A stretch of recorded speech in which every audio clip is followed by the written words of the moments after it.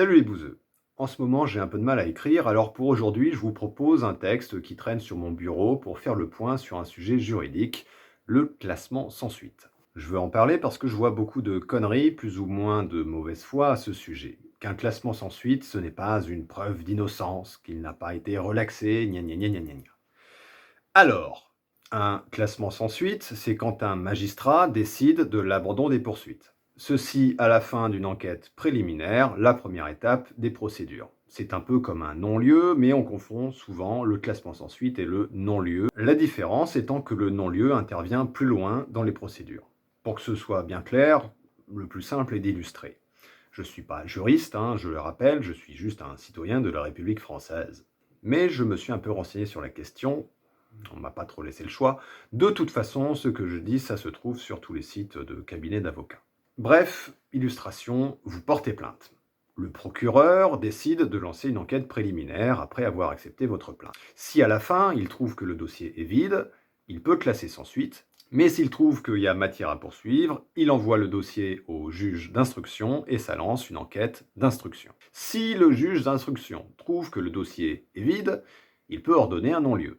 Sinon, c'est la mise en examen, c'est-à-dire qu'on prépare le procès. On comprend alors que le non-lieu, ça me semble plus fort que le classement sans suite. Si votre plainte est classée sans suite, ce n'est pas la fin des procédures. Vous pouvez vous porter partie civile pour pousser au cul les procédures et amener votre plainte au juge d'instruction. Mais pour cela, il vaut mieux apporter de nouveaux éléments, car sinon vous risquez un non-lieu et là, vous aurez l'air un peu con.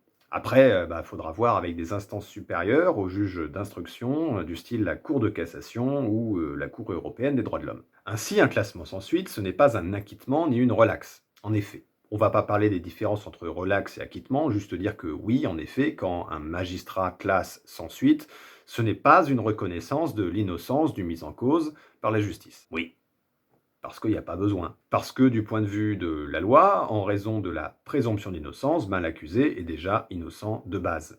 Donc il n'y a pas besoin de le répéter, vu que c'est l'évidence. On n'a pas besoin de prouver l'innocence, ni de déclarer une innocence, vu que c'est l'état par défaut de l'accusé, en raison de la présomption d'innocence. Par exemple, des gens ont pu dire que Johnny Depp a été blanchi, d'autres que non, il n'a pas été blanchi. Les deux se trompent. Johnny Depp n'a pas été blanchi des accusations de violence conjugale parce qu'il n'a jamais été condamné. On ne peut pas blanchir quelqu'un qui est déjà blanc, il ne peut pas être plus blanc que blanc, c'est pas une lessive. Ensuite, le classement sans suite n'est pas un acquittement ni une relaxe. Donc, mais exiger un acquittement, c'est exiger qu'il y ait un procès. Un acquittement, on l'obtient uniquement à la fin d'un procès. Donc, il faut que les procédures aillent jusque-là. Il faut avoir passé l'enquête préliminaire, l'enquête d'instruction, la mise en examen et le procès. Mais si à la base, il n'y a rien, on ne va pas aller jusque-là. Les magistrats n'ont aucune raison de lancer toutes les procédures coûteuses en temps et en argent si à la base le dossier est vide. Pour qu'il y ait acquittement, il faut que le dossier soit suffisamment conséquent pour aboutir à un procès.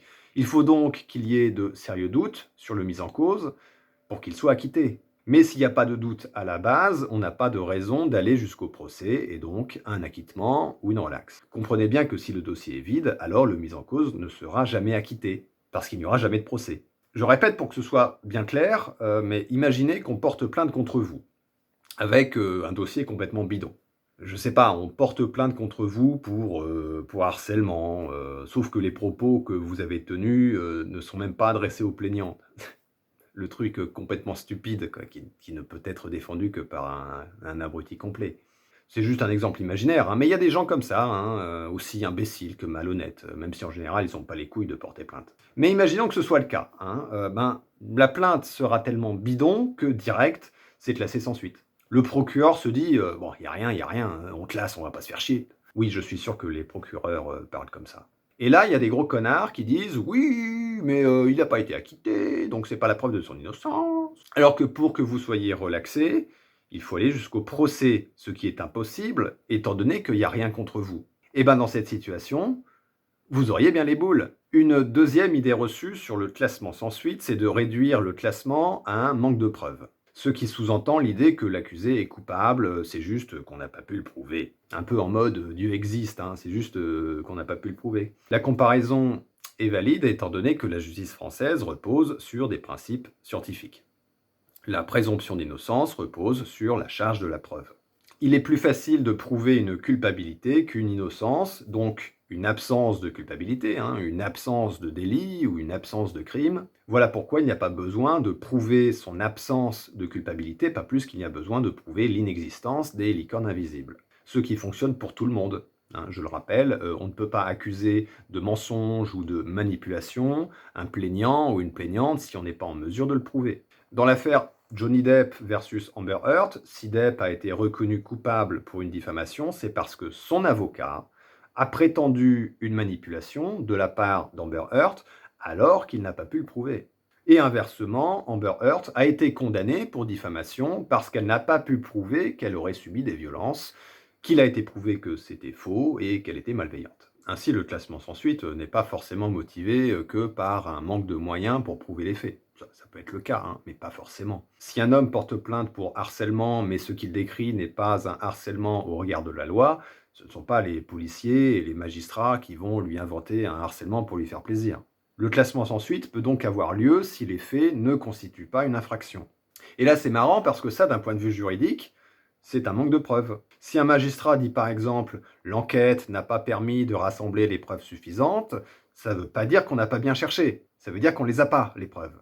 Un peu comme les types qui cherchent des preuves de l'existence du monstre du Loch Ness, si vous voulez. À chaque fois, leur enquête n'a pas rassemblé les preuves suffisantes pour démontrer l'existence du monstre du Loch Ness.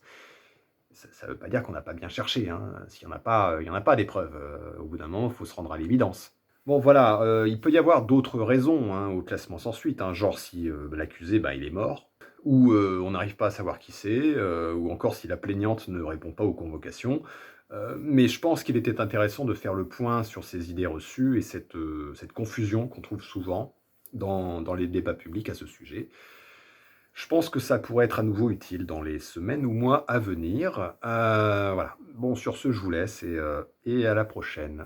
Passez un bon mois d'août. Salut tout le monde.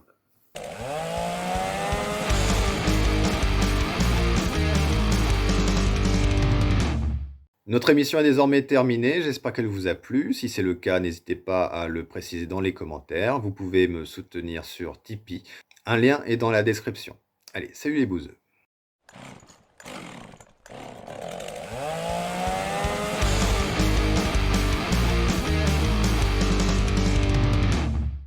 Aussi imbécile que malhonnête. Non, je vois pas de qui tu parles. Salut les bouseux.